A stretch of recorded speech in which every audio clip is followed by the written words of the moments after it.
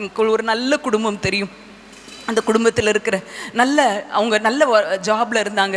ஆனால் அவங்க மகனை வந்து ஒரு எக்கனாமிக்ஸ் படிக்கணும் அப்படின்னு சொல்லி ஆண்டவர் வழி நடத்தினார்னு சொல்லி அதை எடுக்க வச்சாங்க. உன்னை கூட இருந்தவங்கெல்லாம் கேட்டாங்க, உங்களுக்கு நல்ல வசதி இருக்கு, ஏன் ஒரு என்ஜினியரிங் படிக்க வைக்கலாம்ல அப்படின்னு சொல்லி பல பேர் சொன்னாங்களா. ஆனால் அந்த தம்பி பிஏ எக்கனாமிக்ஸ் எடுத்து படித்தாங்களாம். படித்து இப்போ அவங்களுக்கு ரொம்ப பெரியவங்க. இப்போது எக்கனாமிக்ஸ் எடுத்து படித்து அடுத்து மேற்படிப்பு படித்து ரொம்ப ஈஸியாக சுவிட்சர்லாண்டுக்கு போயிட்டாங்க.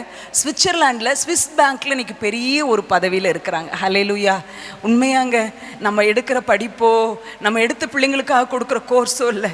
நீங்களும் நானும் கர்த்தருக்கு பயந்து நம்முடைய பிள்ளைகளை வளர்த்து தேவனுக்கு பயப்படுகிறவர்களாய் வாழும்படி நீதிமான்களாய் வாழ நம்மளை ஒப்பு கொடுத்து அந்நியர்களுடைய வீணான ஒரு ரூபா கூட நமக்கு வேண்டாம்.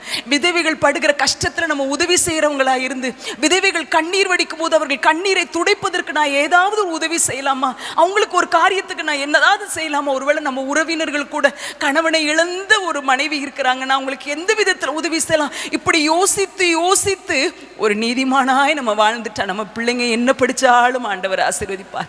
உன் கையின் பிரயாசத்தை நான் ஆசீர்வதிப்பேன், உனக்கு பாக்கியமும் நன்மையும் உண்டாயிருக்கும் என்ற வார்த்தையின்படி தேவன் ஆசீர்வதித்துக் கொண்டே இருப்பார். ஹல்லேலூயா.